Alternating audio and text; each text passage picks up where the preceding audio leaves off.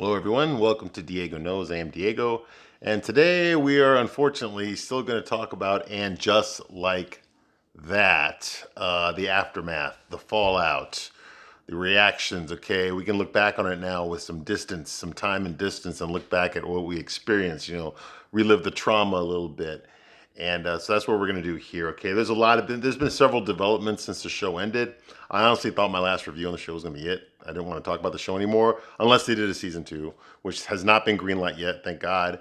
But there's been a lot of talk. A lot of people are talking now about the show, how they felt about it, And I'm just here to call out some bullshit that I've been seeing online.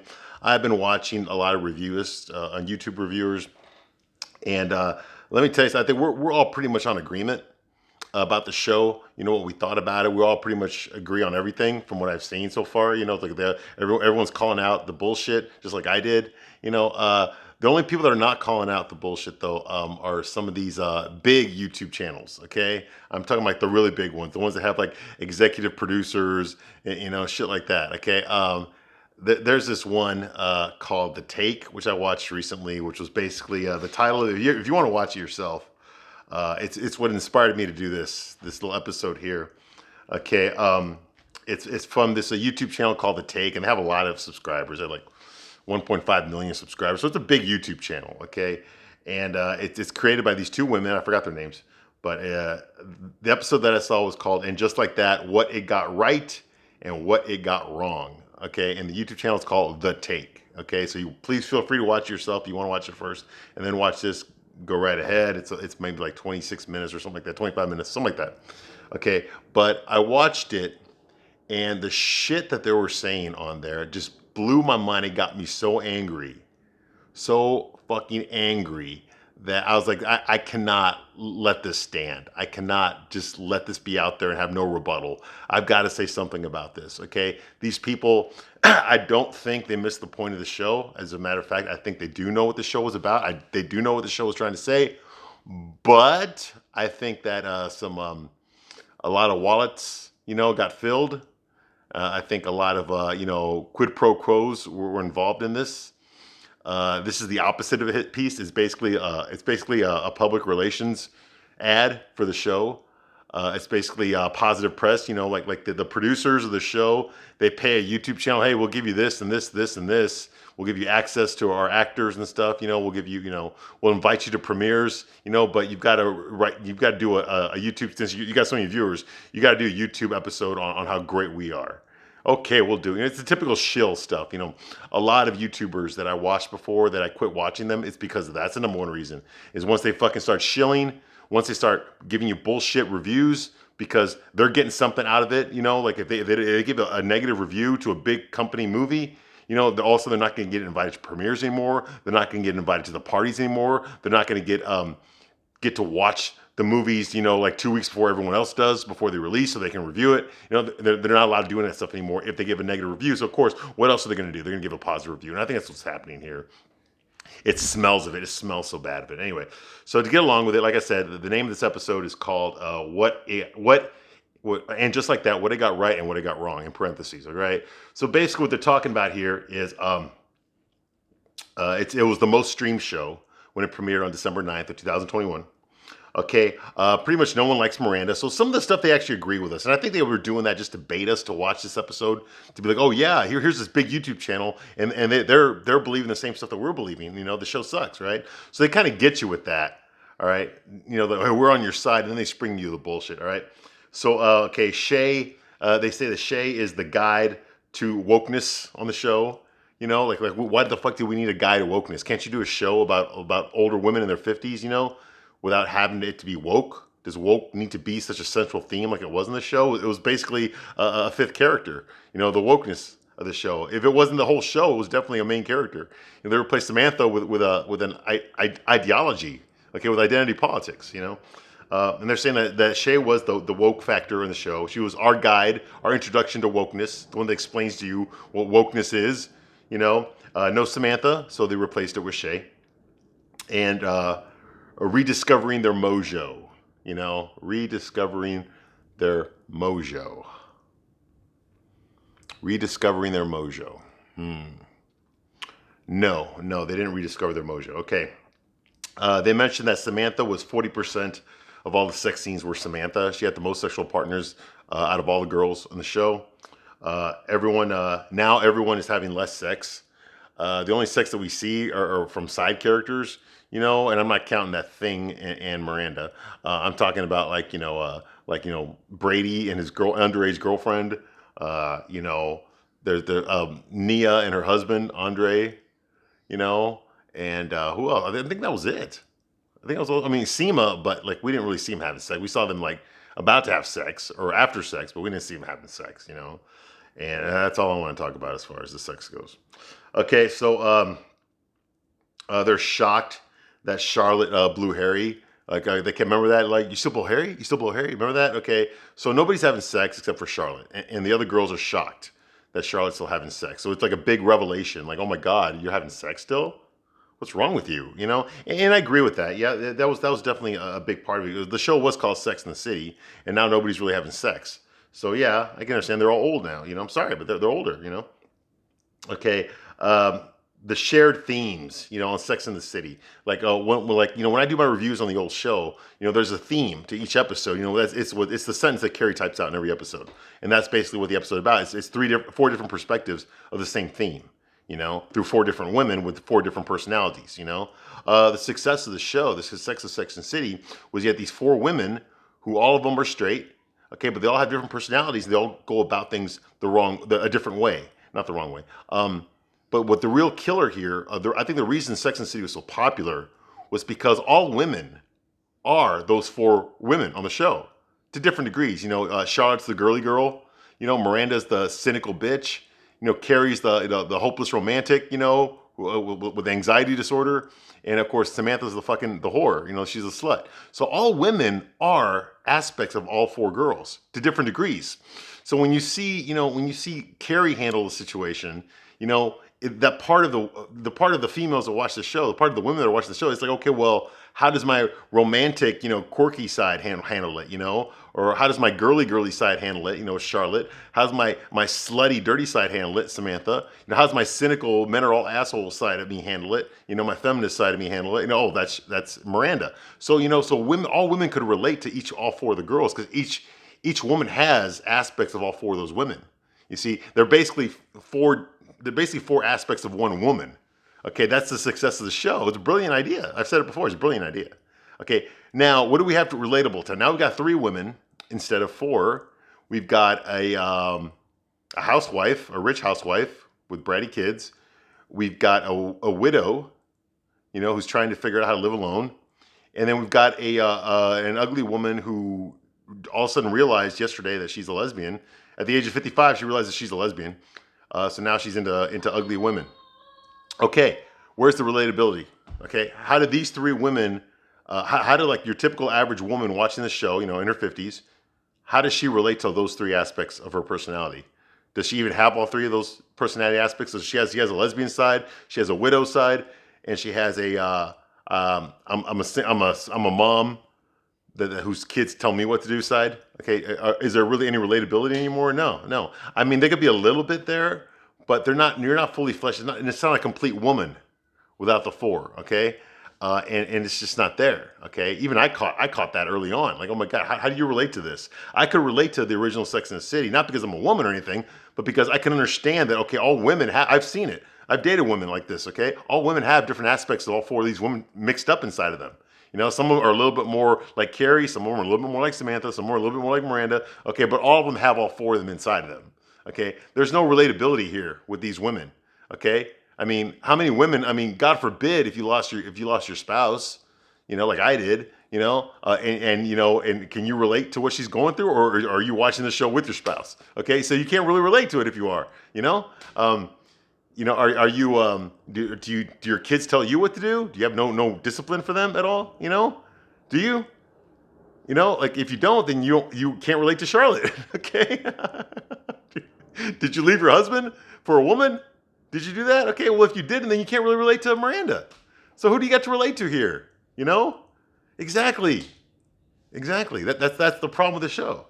That's one of the problems of the show. Okay, so there's no relatability. And that's the biggest difference between Sex and the City and this show. One of the biggest differences, There's that double standard about men. No one ever calls men sluts. No one ever calls men sluts. So why should we be called sluts? Hey, let me tell you something, okay? You have the right to do whatever you want, okay? If you're a woman and you want to sleep around, no one's going to stop you, okay? But the reason that these words exist, okay, the reason men are called players, okay, is because, ladies, I'm going to tell you something, okay? Men already know this, okay? Most men cannot get laid easily, okay? It's not easy. We're the ones that have to put in the work. We got to make the first move. Society expects us. Society tells us that we have to make the first move. We have to do the dog and pony show. We got to be the dancing monkey. We got to entertain you. We got to charm you. We got to get you interested in us so that we might possibly have sex with you. When you feel like it, okay? There's an exception to that rule. The exception to that rule are the men with a high sexual market value. The guys like Big, like Harry Styles, like Jason Momoa, like George Clooney, like Brad Pitt, like Mick Jagger, okay? Okay, these guys don't need to do any of that shit because women go to them. That's the problem. See, women go towards, this many women go towards this many guys. So the guys that are in this category, they don't have to do anything, okay? They don't have to do, they just have to exist, and the women are going to come to them. The rest of us, though, we got to do something to get your attention. We got to do something to show you so that you can look at us instead of just looking at that guy that all other 5 million women are looking at, okay? We got to get your attention. We got to win you over because you're not going to look at our way if we don't do anything. Okay, we got to make the effort. We got to risk the rejection. We got to do the whole song and dance. We got to be good in bed. We got to be conversationalist. We got to make you laugh. We got to pay for the date. We got to take you out, And if we get married, we got to support you. We got to, provide a life for you. We have to do all these things, okay? Society tells, not because no one's forcing us to do this, but society tells us that we have to do this. We have to do all the work. Now, ladies, if you are just average looking, guys are going to come up to you. Guys are going to find you attractive. You don't have to do shit. Okay? You don't have to do shit. It's easier for a woman to get laid. It's easy. Okay? There's no grandeur to it. There's nothing special about it. Okay? If you're a decent looking girl, you're gonna get laid pretty easily. Okay? Those guys that you're chasing, they'll fuck you. They will if you can get their attention. Because all the other women are trying to get their attention too. But they'll fuck you absolutely. The more the better for them. But they're not gonna put a ring on it. They're not gonna take you seriously. They're not gonna fall in love with you. They're not gonna respect you. They're probably not gonna call you the next day. But these are the guys that you go after. These are the guys that all the other women are fighting for. These are the valuable guys. The rest of the guys, the other, 99.99% of the men that are out there, that are available, you don't notice them, okay? So we got to go out of our way to get you to notice us. You see what I mean? That's not easy to do. So if we're one of that small percentage of guys that can get the women to like us, they can get the women to have sex with us, lots of women to have sex with us, okay? That's a very rare guy. Okay? That means that we're in that club now, okay? We're more valuable than your average guy when it comes to sexual. I'm not talking about like careers or education. I'm talking about just sexual market value. We're more valuable. You see what I mean? Okay, it's not that easy. Women is fucking easy. Okay, I'm sorry, but it is. You might think it's not. And if you're unattractive or something, then yeah, it'd be difficult, okay? But most women are not, okay? Most women are average. If you're average looking or above average looking, you're gonna have no problem getting guys. It might not be the guys that you want. It won't be Harry Styles, okay? But you'll get a lot of good-looking guys. A lot of guys with money. If you're average looking, they'll have sex with you. Now they won't have a relationship with you, but they'll have sex with you, okay? Because that's an easily traded commodity. Most guys will have sex as long as a woman's willing. You see, because all that stuff I told you about, how we got to win her over, the song and dance, the pay for the date, the make her laugh, the turn her on, all that stuff that we have to do to get sex, okay? We got to put in the work to get there. Okay, you don't have to do anything. All you have to do is say yes. And if a guy knows that he can get you without having to do all that shit that I just mentioned, he's gonna do it. It's like, oh my God, thank God, I don't have to go through all that. that guy has to go through. All right, let's go. You see what I mean? So it's not difficult, or it's not as difficult. Okay, and I know some of you are going, I know, because I tried to get a guy, he didn't want to be. Well, okay, well, I'm not talking about that. I'm talking about you can find a guy. It might not be the guy that you want. Like I said, it might be it was probably not going to be the guy that all the women are after, okay? But you can find somebody to have sex with you. It's not that difficult. For women, it's not that difficult, okay? So there's nothing really that special about a beautiful woman getting laid. There's nothing special about it, okay? They're a dime a dozen, okay? It happens all the fucking time for a lot less things than attraction, okay? Women get laid to get a movie job. Okay, women get laid, so they don't have to pay their parking tickets. Okay, women get. There's lots of different. It's not that big of a deal. Okay. Now, an average guy, a normal guy that can pull women like that over multiply, okay, that's a very valuable guy. Okay. It's that old saying goes, okay, a treasure chest that can be opened by many different keys is not a valuable treasure chest. Okay. But a key that can open many different treasure chests is a very valuable key. All right. And that's why it is. Okay. Now, the second half to what I'm talking about is that men that can get a lot of women are more respected because they put in the work. Okay, they earned it. Most men earned it. And they're not all guys. Some guys are just born that way. Some guys are born rich. The wealthy people out there, they're just born wealthy, So or they got good genes or whatever, So, so a guy that earns it, that puts in the work to be able to attract that many women is someone who's earned respect. Okay, it's a respectful thing. Okay, that a guy can do that because most guys wish they could do that and they can't. Okay, that's why they don't put him down when he can do it. They'll get jealous of him. They'll say things like, "Oh yeah, well he doesn't care about you. He doesn't care about you. I'm the one that loves you. He doesn't love you." But so for guys, it's like, okay, that type of guy is rare. Okay, but a pretty girl is not rare. They're everywhere. Okay. I mean, I go to my fucking Whole Foods to get food, and I'll probably see about 30, 40 gorgeous women. Gorgeous women, okay? It's not difficult to find a pretty girl, okay? And these women have no problem getting laid, okay? They have no problem getting laid. Okay, so what's so special about it? It's not, okay? Beautiful women, they don't want to have sex with the average guys, okay? But they want their validation. They want to be told they're beautiful. They want to get likes on their pictures on Instagram. They want all that stuff. They don't necessarily want to be with those guys. They want to be with the high value guys. Okay? But the problem is that all the women want to be with the high value guys. So they're competing for this a very small number of men. Okay? And even if they did get one of those guys, they wouldn't be able to keep them. They wouldn't be able to hold them. They'd have to share them. The other thing I'm going to mention here is that you can only do that for so long. Eventually, ladies, you're going to lose your sexual market value. You are. Okay, you're going to start losing your looks the older you get. You're going to have kids, whatever, the stretch marks, the cellulite, whatever it takes. And if all you have is your looks, okay, you're going to start losing your value. Not just the value that men have on you, but the value that you had on yourself. Okay, because that's how you rated yourself, was how good you look, how many guys you could pull. And now you're not pulling that many guys anymore. You're going to find out, especially once you have kids, guys don't really want to be with you anymore. Not the guys that you wanted. Not the 10s that you were after. They don't necessarily want to be with you anymore. The guys, ladies, I'm going to tell you something, okay? And this is the honest God truth, all right? Men don't want to inherit your fucking family, okay?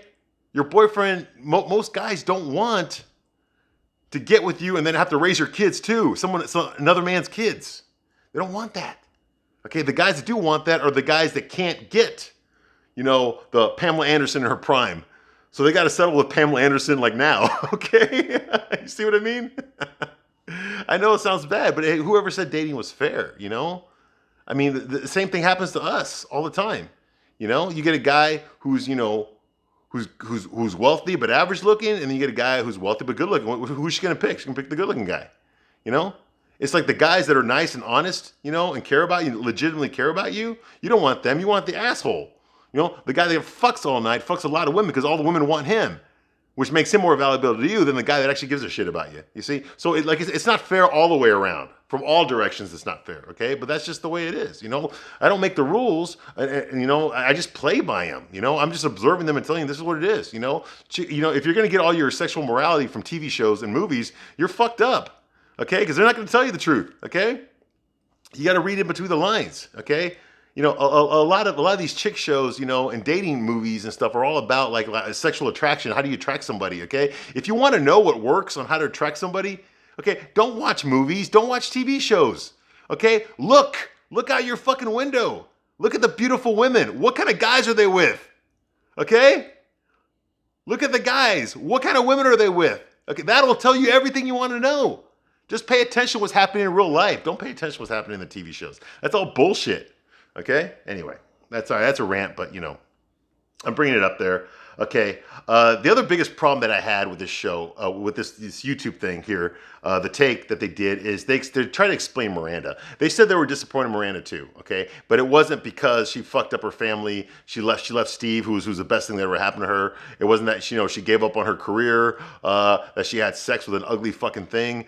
These weren't the things that bothered them. Okay, what bothered them was that Miranda was always a strong, tough, independent, empowered woman on Sex and the City. She was? Because I don't remember her being those things. But that's what they're saying she was. Real well, obviously, you must have seen a different version of Sex and the City. You must have seen the European version of Sex and the City, because that's not the one the American version that I saw. Okay, the American version I saw is Miranda's a fucking bitch. Okay, she's a fucking bitch. Okay? A cynical bitch. That's who Miranda is. Now, I know why she's that way. I like Miranda. Back then I did, because I could see through that. I could see why she's acting that way,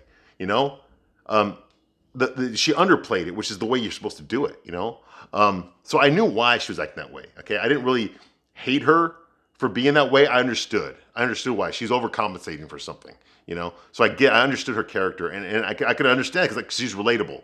I can see the vulnerability in her, so it makes me feel empathy for her. Okay, I don't see any vulnerability in her now. Okay, the biggest problem they had with Miranda in Just Like That wasn't any of the bullshit that she did, or cheating on her husband, or ruining her family, or going off to be with Shay, or giving up on her college, or any of that bullshit that she did. Okay, the biggest problem they had with Miranda was that all of a sudden, once she meets Shay, she's all giddy now and unsure of herself, and oh my God, Meg Ryan, oh my God, what are we doing then? If we're not in a relationship, what are we doing? Like acting all fucking crazy and needy. Like that's not the Amanda we remember. And I'm like, really? That's your biggest complaint with Miranda? Is that she's all needy now? And Shay has all the power in the relationship? That's the biggest concern with Miranda. Okay, because that's not my biggest concern with Miranda. My biggest concern with Miranda is that she's a fucking selfish, egotistical, lying piece of shit bitch who only gives a fuck about herself and doesn't give a fuck about her family. Okay? Much less her husband or her son. She doesn't listen to anybody else. She threatens to pull away her friendship if people don't agree with her. She tries to speak like she's black, like she tries to fit in with the black community. She's anti-racist, which just means that she's racist. It's stupid. Okay, but the biggest problem that they have is that she's all needy now and pining over Shay, and she should be stronger and empowered. And I don't need no ugly, disgusting, non-binary thing.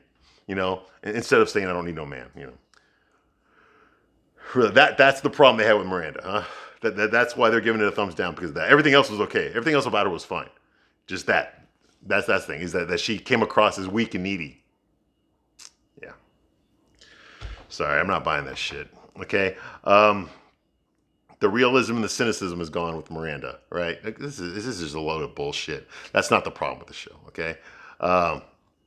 And I cannot deal with Shay's. Look at Shay's eyebrows. Okay, look at that fucking shit. Okay, her eyebrows aren't even real. They're like painted on or something, dude. She's got these weird fucking eyebrows.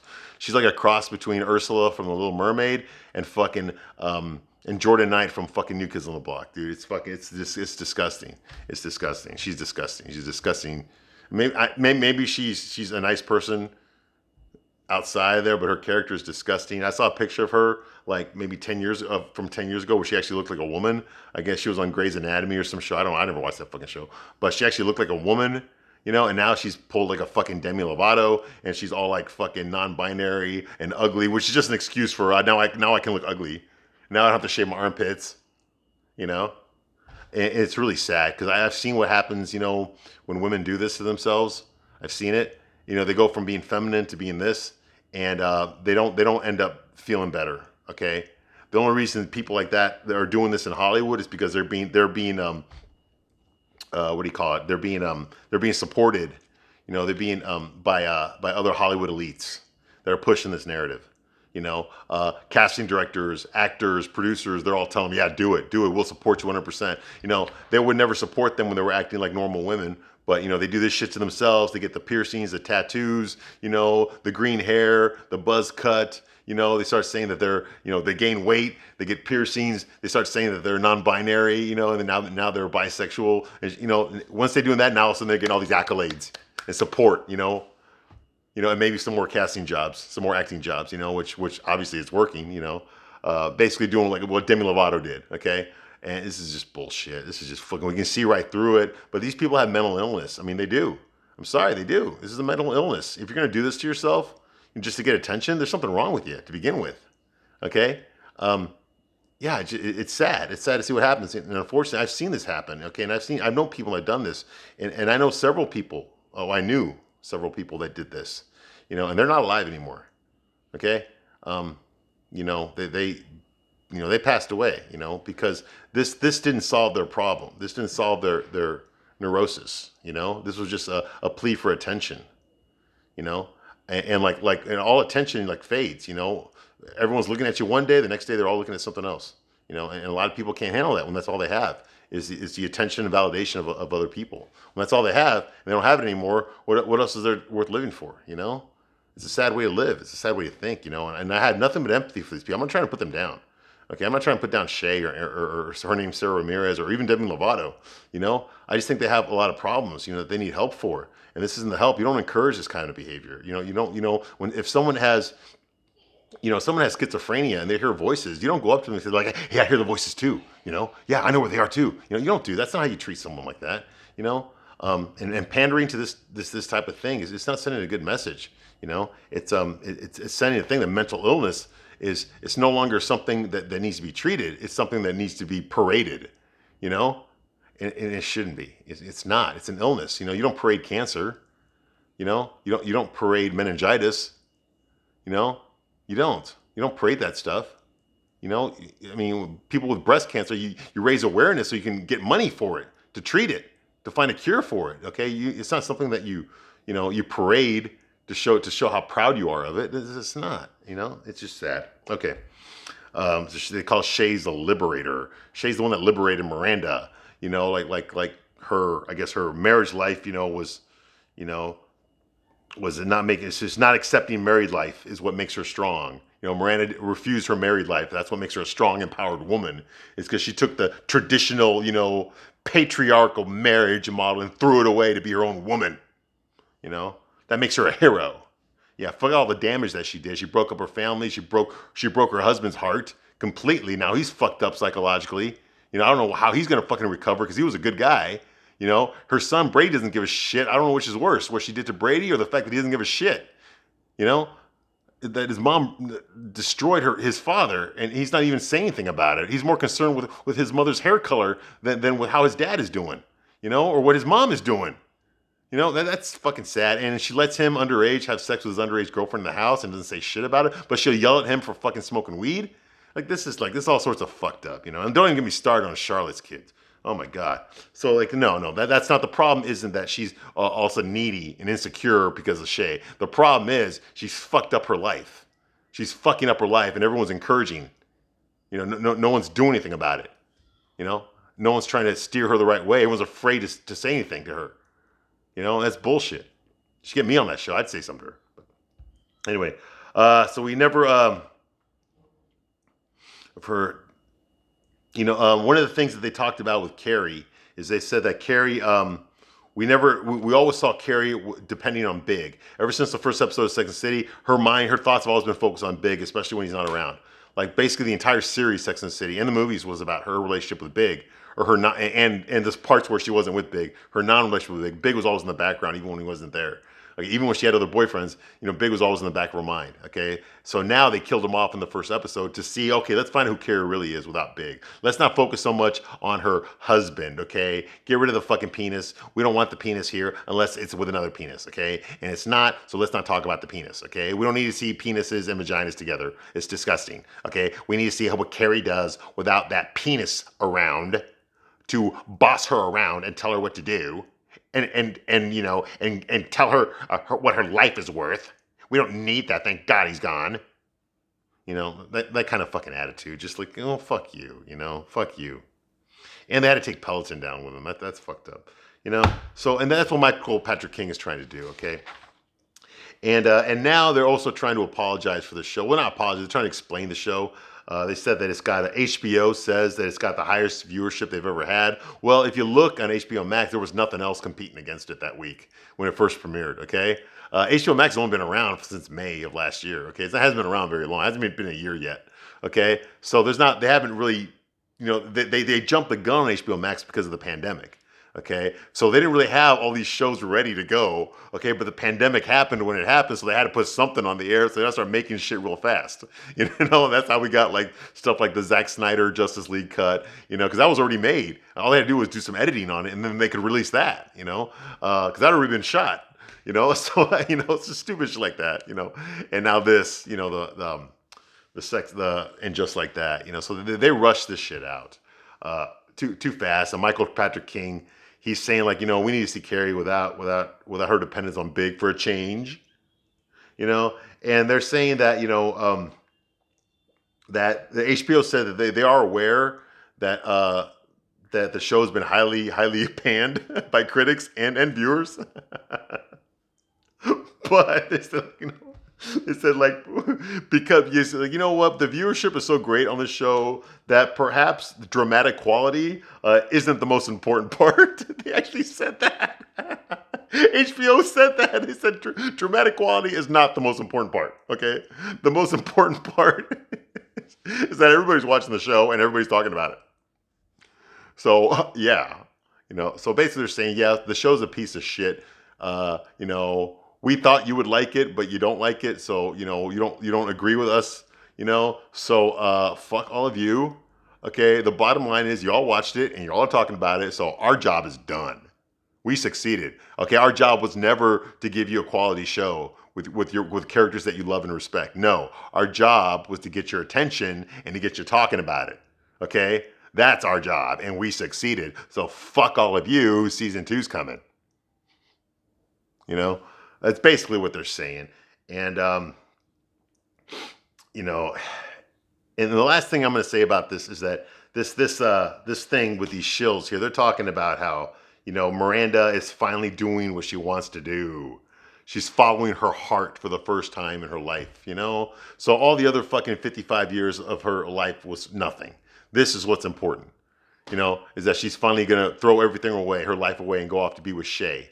Okay, some promiscuous, disgusting fucking thing. That's what her real meaning in life. That's the important thing, not her responsibilities, not even her friends.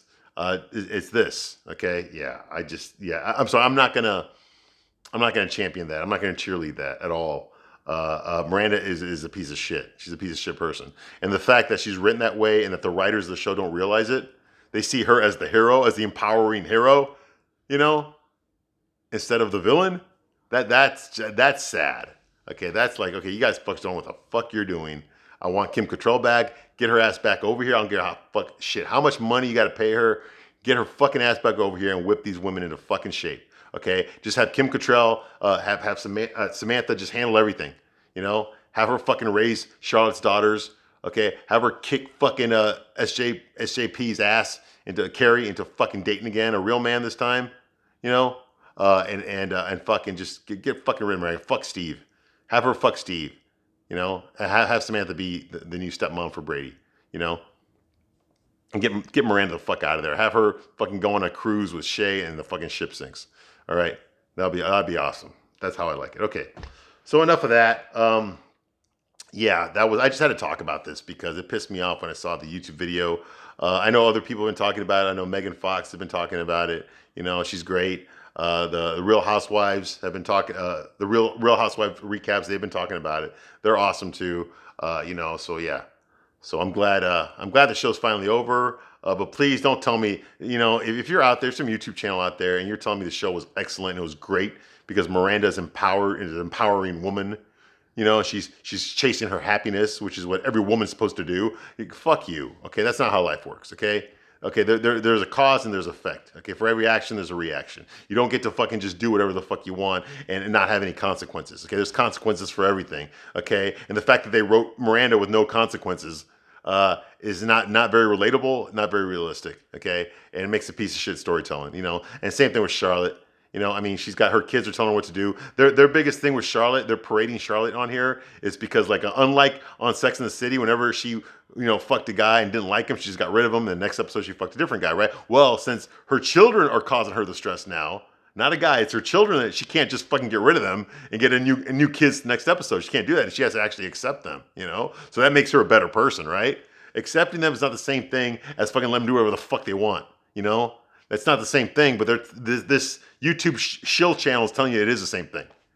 Fuck that noise and fuck that show. I'm glad it's over. I don't want it to come back. Anyway, well, thank you for watching my little rant here, and I hope you have a great day. And I am still reviewing the original Sex and the City show. So once I review those, I'll post them up here. All right. Thank you very much.